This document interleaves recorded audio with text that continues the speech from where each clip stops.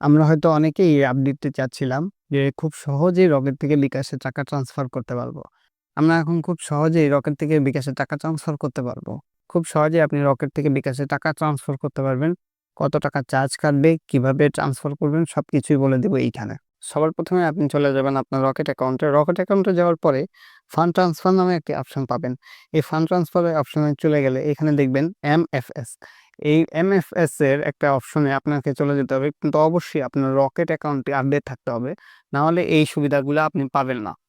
এরপর এমএফএস এ চলে গেলাম। চলে যাওয়ার পরে এখানে সিলেক্ট এমএফএস এখানে দিলেই দেখবেন এখানে বিকাশ, ইসলামী ব্যাংক, এমক্যাশ এগুলো থাকবে। আমরা বিকাশ সিলেক্ট করে দিলাম। এরপরে মোবাইল নাম্বার। আমার যেই ফোন নাম্বারে বিকাশ আছে সেই ফোন নাম্বারটা আমি এখানে দিয়ে দিব। তারপর রেফারেন্স। রেফারেন্সে আপনি আ যা কিছু দিতে পারেন, পার্সোনাল দিতে পারেন, পে দিতে পারেন, যেটা ইচ্ছা। আমি এখানে পে দিয়ে দিচ্ছি এবং এখানে আমি অ্যামাউন্টে ৳১,০০০ দিয়ে দিচ্ছি।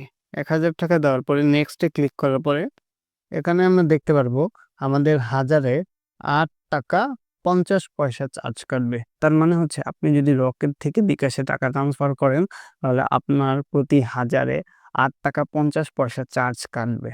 অনেক সময় আমরা আমাদের ফ্রেন্ডকে বা আত্মীয়কে টাকা পাঠাতে হয়। অনেকের রকেট অ্যাকাউন্ট থাকে না, অনেকের আবার বিকাশ অ্যাকাউন্ট থাকে না।